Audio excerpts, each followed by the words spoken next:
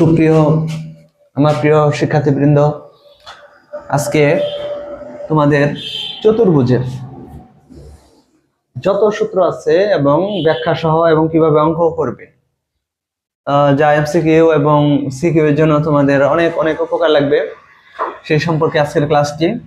আর এই ক্লাসটি থেকে তোমরা কয়েকটি নাম্বার অ্যান্সার করতে পারবে আশা করি।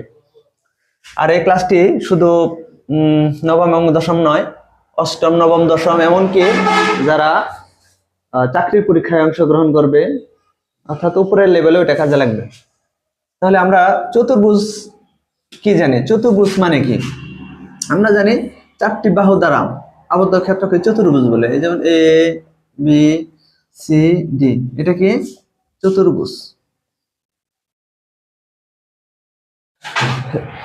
এটা হলো চতুর্ভুজ। এখন এই চতুর্ভুজ আছে কয়েক ধরনের। এক নাম্বার আয়তক্ষেত্র।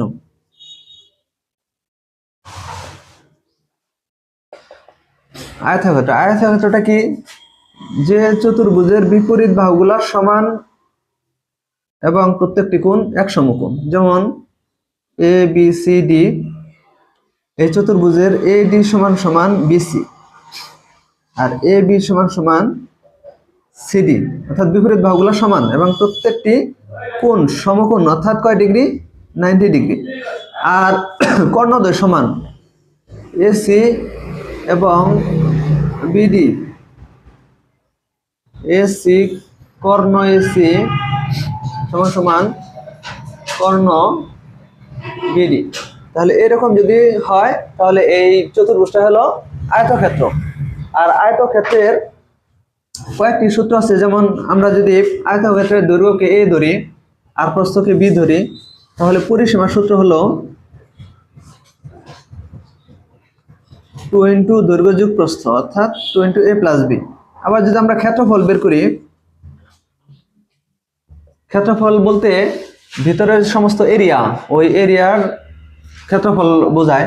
তাহলে আমরা যদি ক্ষেত্রফল বের করি দৈর্ঘ্য গুণন প্রস্থ, অর্থাৎ এ বি। আর যদি কর্ণের দৈর্ঘ্য বের করি, কর্ণ হলো এই কোণাকুণি যে এ সি এবং বিডি, এগুলা কর্ণ। যদি কর্ণ বের করতে বলে তাহলে রুট ওভার দৈর্ঘ্য স্কয়ার প্লাস প্রস্থ স্কয়ার। এখন যদি চতুর্ভুজের মানে আয়তক্ষেত্রের পরিসীমা দেওয়া থাকে, তাহলে আমরা অঙ্কটা কেমনে শুরু করতে পারি? ধরো এটার পরিসীমা দেওয়া আছে 40 মিটার।